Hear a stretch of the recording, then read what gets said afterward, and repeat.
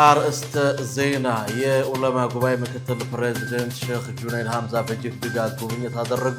በሳዑዲ አረቢያና በሁቲዎች መካከል የተፈጠረውን ውጥረት ተከትሎ የባብል መንደብ መተላለፊያ ስጋት ውስጥ ነው ተባለ። በአልአቅሷ መስጂድ ላይ የሚደረጉ ህገወጥ ጣልቃ ገብነቶችና እገዳዎች እንዲቆሙ ተጠየቁ። ቻይና በቅርቡ በተፈጠረው ውጥረት ከኢራን ጋር እንደምትቆም ገለጸች።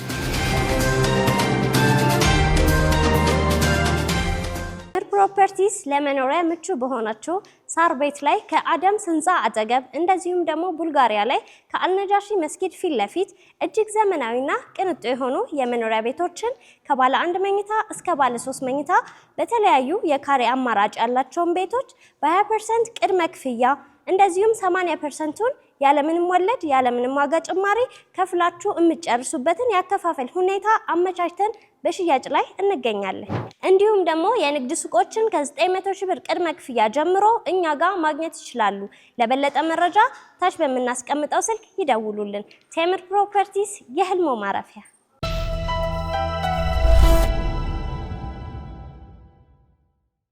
አሰላሙ አለይኩም ወራህመቱላሂ ወበረካቱ። ክቡራትና ክቡራን የነጃሺ ቲቪ የምሽት መረጃ ተመልካቾቻችን እንደምን አምሽታችኋል? ከመረጃዎቹ ጋር ሰኢድ መሐመድ ነኝ። አብራችሁን ቆዩ። የዑለማ ጉባኤ ምክትል ፕሬዝዳንት ሼክ ጁነይድ ሐምዛ በጅግጅጋ ከተማ የስራ ጉብኝት አደረጉ። የኢትዮጵያ እስልምና ጉዳዮች ጠቅላይ ምክር ቤት የዑለማ ጉባኤ ዘርፍ ምክትል ፕሬዝዳንቱ ሼክ ጁነይድ ሐምዛ ዩሱፍ በጅግጅጋ ከተማ የስራ ጉብኝት በማድረግ በሶማሊያ ክልል እስልምና ጉዳዮች ከፍተኛ ምክር ቤት እየተገነባ ያለውን መስጂድ የግንባታ ሂደት ተመልክተዋል። በጉብኝታቸው ወቅት የክልሉ መጅሊስ እየከወናቸው ያሉ የልማትና የዳዕዋ ስራዎች አበረታች ውጤት እያስመዘገቡ መሆናቸውን ገልጸው አድናቆታቸውን ሰጥተዋል። የክልሉ መጅሊስ ፕሬዝዳንት ሼክ አህመድ መሐመድ አሊ በበኩላቸው ፌዴራል መጅሊሱ ለሚያደርገው ያልተቋረጠ ድጋፍና ክትትል የክልሎችን የመፈጸም አቅም እየገነባ መሆኑን አንስተዋል። ሼክ ጁነይድ ሐምዛ በዛሬው ዕለትም በክልሉ እየተከናወኑ የሚገኙ ሌሎች የልማት ስራዎችን በመጎብኘት ከክልሉ የመጅሊስ አመራሮች ጋር እንደሚመክሩ ይጠበቃል። ይህ የስራ ጉብኝት በፌዴራል እና በክልል መጅሊስ የተባበረና የርክክብ ግንኙነት የበለጠ እንደሚጠናከር ተገልጿል።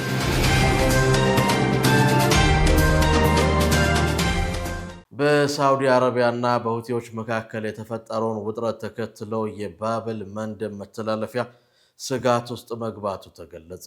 በሳዑዲ አረቢያና በሁቲ ሚሊሻዎች መካከል ያለው ውጥረት ከጊዜ ወደ ጊዜ እየተባባሰ በመምጣቱ ዓለም አቀፉ የባህር መጓጓዣ መስመር በተለይም የባብል መንደብ መተላለፊያን ለከፍተኛ ስጋት እንዳጋለጠው ተገልጿል። በቅርቡ የሳዑዲ ባለቤትነት ያላት ኤንሲ ማሳ የተባለች የንግድ መርከብ በቀይ ባህር ላይ በሁቲዎች ጥቃት ተፈጽሞባታል። ቀላል ጉዳትም አስተናግዳለች። ይህንን ተከትሎ ሳዑዲ መራሽ ወታደራዊ ጥምረት በየመን ሁዳይዳ ግዛት በሚገኙ የሁቲ ወታደራዊ ኢላማዎች ላይ የአየር ድብደባ መፈጸሙን የጥምረቱ ቃል አቀባይ ሜጀር ጀነራል ተርኪ አልማሊኪ አስታውቀዋል። የተደረጉት የአየር ድብደባዎች በራሱ በወደቡ ላይ ያነጣጠሩ እንዳልሆኑ የጥምረቱ ቃል አቀባይ ያረጋገጡ ሲሆን የሁዳይዳ የራስ ኢሳና የሳሊፍ ወደቦች ለምግብ፣ ለነዳጅ፣ ለኮንስትራክሽን እቃዎች ማጓጓዣ ሙሉ በሙሉ ክፍት ሆነው መቀጠላቸው ተገልጿል። በሳዑዲ አረቢያ የሚመራው ጥምር ጦር የሁቲ ሚሊሻዎች በሰና ዓለም አቀፍ አውሮፕላን ማረፊያ ላይ የበረራ እገዳ በመጣል በየመን ሕዝብ ላይ ሰብአዊ ችግር እየፈጠሩ ነው በማለት ከሷል። በአንጻሩ በሁቲዎች በኩል የተወነጨፉ የባሊስቲክ ሚሳይሎችና ድሮኖች በጂዛን የሳዑዲ አራምኮ የነዳጅ ማጠራቀሚያ ተርሚናል ላይ በያምቡ ግዛት ላይ አደጋ ማድረሳቸው ተነግሯል። ይህን ተከትሎ በሳዑዲ የአየር ክልልና አውሮፕላን ማረፊያ የተወሰኑ ጊዜያዊ መስተጓጉሎች ያጋጥመዋል። በአሁኑ ወቅት የአየር ክልሉ ወደ መደበኛ እንቅስቃሴው መመለሱን የሳዑዲ መንግስት አስታውቋል። በአልአቅሷ መስጂድ ላይ የሚደረጉ ህገወጥ ጣልቃ ገብነቶችና እገዳዎች እንዲቆሙ ተጠየቀ። በቅርቡ በተካሄደው የአረብና የሙስሊም ሀገራት የሚኒስትሮች ስብሰባ በኢየሩሳሌም የሚገኙ ቅዱስ ቦታዎች ታሪካዊ ህጋዊ ይዞታ ላይ የሚደረጉ ማናቸውም የለውጥ ሙከራዎች አግባብ እንዳልሆኑ ተገልጿል። ስብሰባው የሃሺማይት ታሪካዊ ጠባቂነት ሚና አለው ተብሏል። ትልቅ ዋጋን በማስታወስ ቅዱስ ቦታዎችን የመጠበቅ ኃላፊነት ላይ አጽንኦት ተሰጥቷል። በዚህም መሰረት መላው የአልአቅሷ መስጂድ ወይም ሐረም አልሸሪፍ ግቢ 144 ዱነም ስፋት ያለው ሙሉ በሙሉ ለሙስሊሞች ብቻ የተለየ የሰላት ቦታ መሆኑ በድጋሚ ተረጋግጧል። በዮርዳኖስ አውቃፍና እስልምና ጉዳዮች ሚኒስቴር ስር የሚተዳድረው የኢየሩሳሌም ወቅፍ አልአቅሳ መስጂድ ጉዳይ መምሪያ ብቻ የመስጂዱን ጉዳዮች የማስተዳደርና የመግቢያ ደንቦችን የማውጣት ብቸኛ ህጋዊ አካል መሆኑ ተመልክቷል። በመጨረሻም የሚኒስትሮች ስብሰባና ዓለም አቀፉ የማህበረሰቡ አካላት እስራኤል የያዘችውን ኃይል በመጠቀም ወደ ጥንታዊቷ የኢየሩሳሌም ከተማ የሚያስገቡትን እገዳዎች ወዲያውኑ እንዲያነሱ ጥሪ አቅርበዋል። ከዚህም በተጨማሪ ሙስሊም አማኞች ወደ መስጂዱ እንዳይገቡ የሚደረጉ እንቅፋቶችና ህገወጥ ልማዶችን ማስቆም እንደሚገባ አሳስበዋል።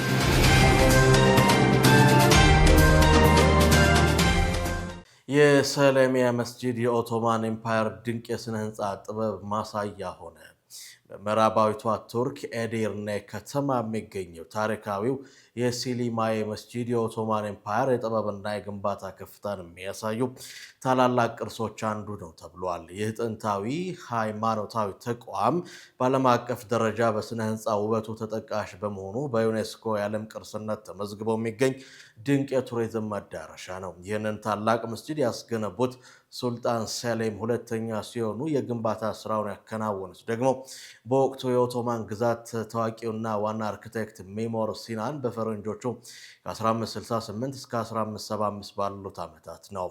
አርክቴክት ሜማር በዕድሜው ማገባደጃ ላይ የኔ የጥበብ ዋና ስራዬ ነው ብሎ የገለጸው ይህን መስጂድ የዘመኑን ልዩ የምህንድስና ጥበብና ችሎታ በግልጽ ያሳየ ነው ተብሏል። ተቋሙ ከተመሰረተበት ጊዜ አንስቶ ለአካባቢው ማህበረሰብ የሰላት የአምልኮ ማዕከል ሆኖ አገልግሏል።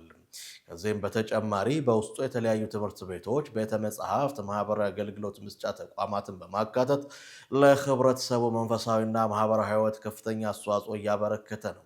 በአሁኑ ወቅትም በዓለም አቀፍ ቱሪስቶች የሚጎበኝ ታዋቂ የቱሪስት መዳረሻ ማዕከል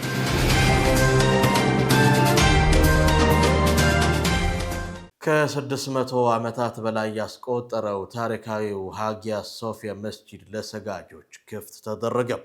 ወደ መስጂድነት ከተለወጠ 600 ዓመታትን ያስቆጠረው ታሪካዊው ሃጊያ ሶፊያ መስጂድ ከ30 ሚሊዮን በላይ ጎብኚዎችን ማስተናገዱ ተገልጿል።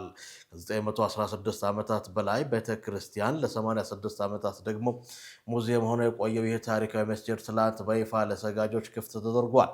መስጂዱ ከዚህ በኋላ እንደ ማንኛውም መስጂድ መደበኛ የአምልኮ ተግባራት እንደሚፈጸምበት አናዶሉ ዘግቧል። የኢስታንቡል ተባባሪ ሙፍቲ አሪፍ ሴቭሌክ እንደገለጹት መስጂዱ ከተከፈተበት ጊዜ አንስቶ የአካባቢው ነዋሪዎችና ዓለም አቀፍ ቱሪስቶች ከፍተኛ ትኩረት የሰጡ ሲሆን ከቱርክ ባሻገር ከኡዝቤክስታን፣ ማሌዥያ፣ ኢንዶኔዥያ የሚመጡ ጎብኚዎች በቁጥር ከጊዜ ወደ ጊዜ ጨምረዋል። መስጂዱ የአምልኮ ስራዎች መፈጸሚያ ከመሆኑ ባለፈ የሐዲስና እስልምና ጥናቶች፣ ትምህርት፣ የቁርአን ንባቦች እንዲሁም ለውጭ ሀገር ቱሪስቶች የሃይማኖት የማማከር አገልግሎቶች የሚሰጡበት ማዕከል ሆኖ እየሰራ ነው። በአሁኑ ወቅት መስጂዱ የጥገና ስራዎች እየተከወኑበት የሚገኝ ሲሆን ወደ 120 የሚጠጉ ሰራተኞች ለጎብኚዎች ዕለታዊ አገልግሎቶችን እየሰጡ ይገኛል። የሃጊያ ሶፊያ መስጂድ ደግሞ መከፈቱ የኢስታንቡል ድል ማሳያ ከመሆኑም በላይ በዓለም ዙሪያ ካሉ ሙስሊሞች ዘንድ ትልቅ ደስታን የፈጠረ ታሪካዊ ክንውን ሆኖ ተመዝግቧል። የተመድ ዋና ጸሐፊ አንቶኒዮ ጉቴሬዝ ከ14 ዓመት በኋላ ሶሪያን በመጎብኘት ለሙስሊሙ ዓለም ያላቸውን ድጋፍ ገለጹ። የተባበሩት መንግስታት ድርጅት ዋና ጸሐፊ አንቶኒዮ ጉቴሬዝ ከ14 ዓመት በኋላ ሶሪያን በመጎብኘት ለሙስሊሙ ዓለም ያላቸውን ድጋፍ ገልጸዋል።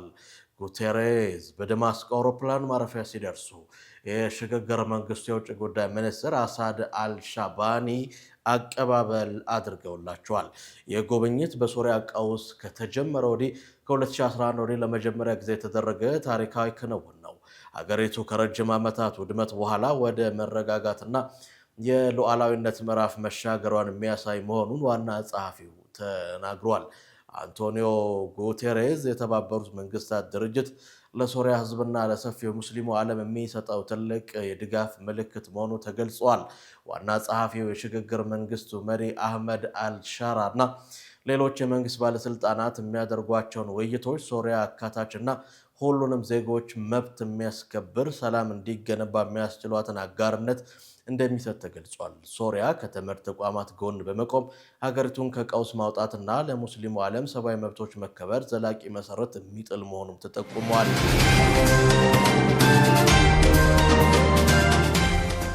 በኢራን በጥንታዊ ፓሳር ጋዲ አካባቢ ታሪካዊው ምሕራብ ተገኘ። በደቡባዊ ኢራን የሚገኘውና የአካሜኔድ ግዛት የመጀመሪያ መዲና በሆነው በፓሳር ጋዲ ታሪካዊ ፍርስራሽ አቅራቢያ የተለያዩ ጥንታዊ ቅርሶች ተገኝተዋል። ቅርሱ ለዓለም አዲስ ሆኖ ተመዝግቧል። የለንደን ከንቲባ ኔታንያሁ በጋዛ የዘር ማጥፋት ወንጀል እየፈጸሙ መሆኑን ገለጹ። በከተማዋም ተቀባይነት የላቸውም ብለዋል። የለንደኑ ከንቲባ ሳዲቅ ካን የእስራኤሉ ጠቅላይ ሚኒስትር ቤንያሚን ኔታንያሁ በጋዛ የዘር ማጥፋት ወንጀል እየፈጸሙ በመሆኑ በከተማዋ ተቀባይነት እንደሌላቸው ገልጸዋል።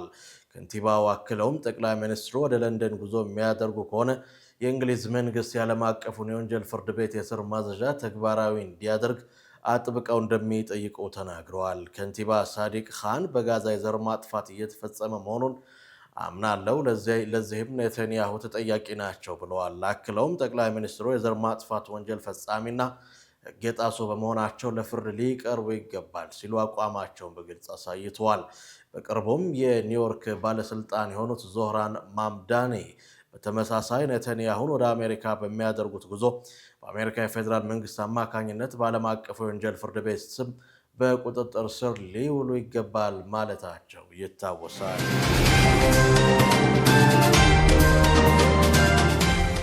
በአውሮፓ እየተባባሰ የመጣው የሙቀት ማዕበልና ሰደድ እሳት አሳሳቢ ደረጃ ላይ ደረሰም።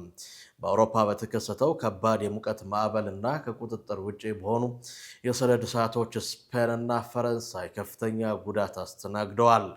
ስፔን በማድሪድ አቅራቢያና በአቪላ ግዛት የተከሰቱት ሰደድ እሳቶች ከ10 ሺህ በላይ ነዋሪዎችን አፈናቅለዋል።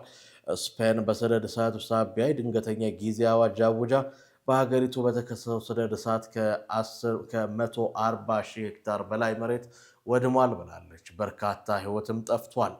በሌላ በኩል በደቡብ ምዕራብ ፈረንሳይ በጌሮንዴ እና ላንዴስ ክልሎች በተቀሰቀሰ ከባድ ሰደድ እሳት ሳቢያ የካፕ ፌቤት ባህረ ገብ መሬት ሙሉ በሙሉ እንዲለቀቅ በመደረጉ በሺዎች የሚቆጠሩ ነዋሪዎች፣ ቱሪስቶች በአጠቃላይ ሀገር ለቀው እየወጡ ነው ተብሏል። ቻይና በቅርቡ በተፈጠረው ውጥረት የኢራንን ሉዓላዊነትና ደህንነት ደግፋለሁ አለች። የቻይና የውጭ ጉዳይ ሚኒስትር ዋንግ ዪ ቤጂንግ የኢራንን ሉዓላዊነት፣ ደህንነትና ብሔራዊ ክብር ለማስጠበቅ ከጎኗ እንደምትቆም አረጋግጧል። ሚኒስትሩ የተናገሩት በኪርጊስታን በተካሄደው የሻንጋይ ትብብር ድርጅት ስብሰባ ከኢራኑ አቻቸው አባስ አራግቺ ጋር ባደረጉት ውይይት ነው። በመካከለኛው ምስራቅ ተባብሶ በቀጠለው ውጥረት ቻይና ጥልቅ ስጋት እንዳላት የገለጹት ዋንግ ዪ ሁሉም ወገኖች ግጭቱን ለማስቆም ዘላቂ ሰላም ለማምጣት ወደ ኢስላማባዱ የመግባቢያ ስምምነት ዳግም ሊመለሱ እንደሚገባ አሳስበዋል። ቤጂንግ የፓኪስታንና የሌሎች ሀገራትን ሽምግልና እንደምትደግፍ አክለዋል። የኢራን የውጭ ጉዳይ ሚኒስትር አባስ አራግቺ ቴህራን ግጭቱ እንዲቀጥል እንደማትፈልግና ለድርድር ያላት አቋምም አለመቀየሩን ገልጸዋል። በመሆኑም ቻይና ውጥረቱን በማርገብ ረገድ ወሳኝ ሚና እንድትጫወት ጠይቀዋል። የአሜሪካው ፕሬዝዳንት ዶናልድ ትራምፕ የኢስላማባዱ የተኩስ አቁም ስምምነት ተፈጻሚ ያለመሆኑን መናገራቸውን ተከትሎ ባለፉት ሳምንታት አሜሪካና ኢራን እርስ በርስ ወታደራዊ ጥቃቶችን እየተለዋወጡ ዓለምም ስጋት ውስጥ እየገባ መሆኑ ይታወቃል።